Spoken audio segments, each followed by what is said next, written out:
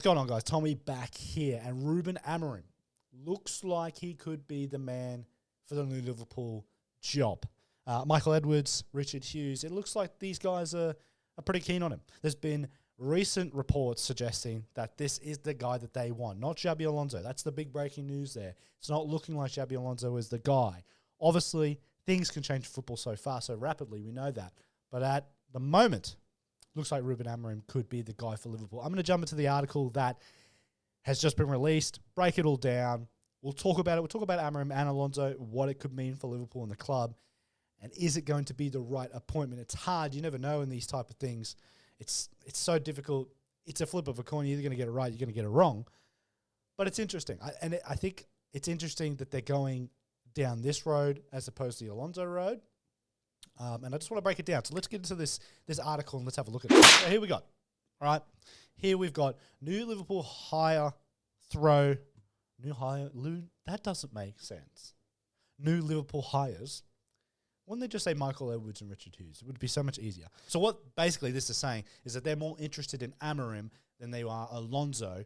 And the reports have been from day one that Alonso has been the favourite. Alonso. And then ever since Liverpool had appointed Michael Edwards again and Richard Hughes, the new sporting director, this Amorim link has just got stronger and stronger and stronger. Now, if we really analyse Ruben Amorim, he is more like Jurgen Klopp than what Xabi Alonso is, if that makes sense. Now, I know that's probably hard for some people to digest, but I'll explain what I mean in a minute. But we can scroll down, we'll read the article, and we'll talk about it because there's a lot to talk about. My opinion on it is probably going to be different to some, or it might be the same. Who knows?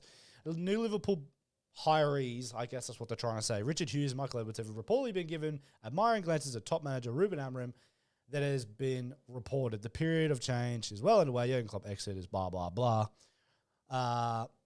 But apparently the Reds are laying groundwork for the next manager to come through the door by recruiting at board level first. We all knew this. We knew that Liverpool were trying to get Michael Edwards and Richard Hughes sorted first before they went and hired a new manager or signed a new manager. That's what I thought, and I think we all could see that they wanted to get the sporting director and Michael Edwards back in first before they made such a pivotal decision on the manager. I think that's probably fair.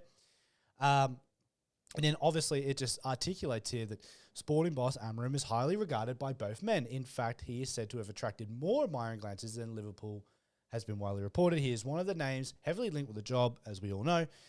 He's top with Sporting, and Xabi Alonso still appears to be the top name. So that's what's still being reported here, that Xabi Alonso is still the favourite, right?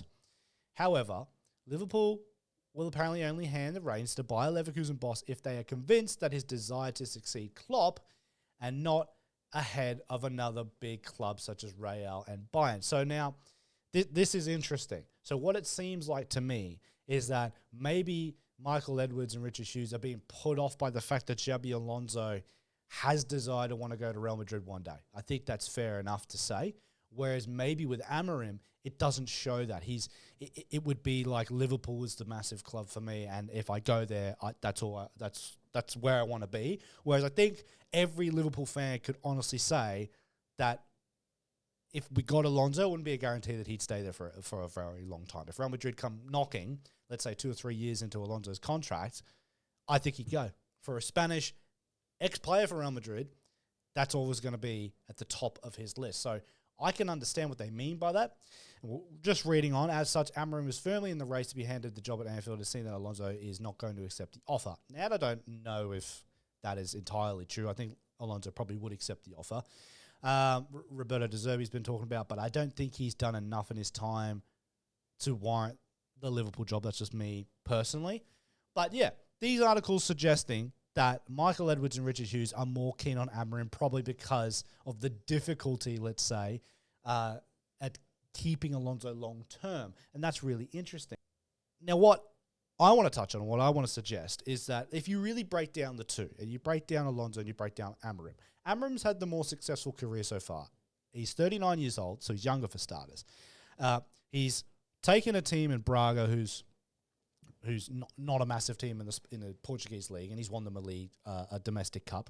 He's won a double with Sporting already, and now he's looking on course to win another league title. He's had good runs in Europe. He's developed young players in that team in that league. And obviously Alonso's doing that in Bayern by Leverkusen. But he hasn't done it for long enough periods yet. But I almost don't think that that's it. I think what they have alluded to here in that article with Amorim being solely focused maybe on Liverpool and not having his eyes pointing in a different direction, whereas Alonso has got Real Madrid, has got Bayern Munich there on him. Maybe they think, okay, well, this is the guy for us. And if you really analyze it, it's very reminiscent of Jurgen Klopp, isn't it? Braga is the Mainz, Sporting is the Dortmund, and then Liverpool.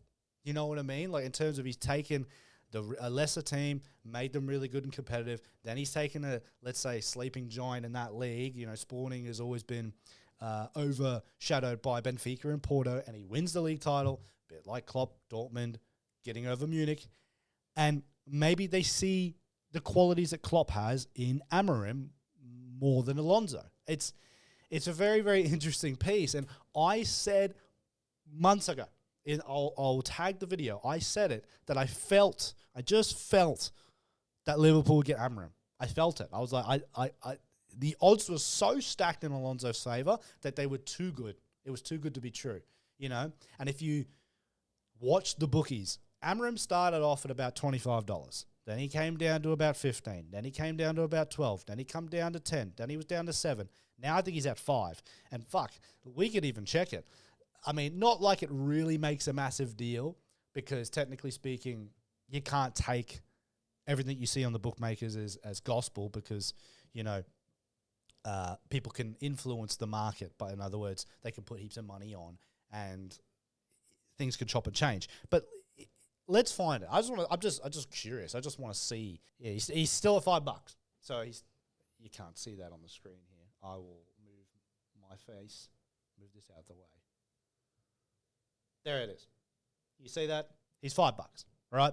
So he's very low. And like I said, he's come back from, I mean, a Pep Lijnders at at $9 is probably worth a shout too. Nobody really knows what's going on there. But yeah, guys, look, I think we're probably going to wake up one day and Ruben Amorim is going to be the coach. And I don't think this is going to be a bad decision. I don't want people to be disappointed because the one thing you don't want to happen is Liverpool to appoint a new manager and then everyone get the shits because it's not Alonso. Now, it's a very delicate situation because if Amorim has a bad, say, first start to the year, then everyone's going to be down Liverpool's throat. Why didn't you get Xabi Alonso? You should have got him. He was the better option. It's such a delicate decision. But whoever takes over from Klopp has got an impossible task because you're never going to be able to replicate that. And that first year should always be a free hit, right? Even if it was Alonso, I still think that first year is a free hit. But it's even more of a delicate task because if you don't take Alonso, which is the fan favorite, and you put Amorim in and he doesn't do well, you're going to get even more hate. So we got to back whatever decision they make. Michael Edwards is very, very rarely wrong. Like every decision he's made in terms of a transfer has near enough been right. So if he's got transfers right in terms of players and suggesting the right players to Klopp and obviously turned out to be making the best team in the world for us, then I back him for the manager. And it's looking like it's going to be Amorim. I'm after reading what I've read now and piecing it all together, I think it will be. Right, at the end of this video, I ended up losing my audio to close it out. So basically, what I said was, I think it will probably be Amorim. We'll wake up, we'll find out.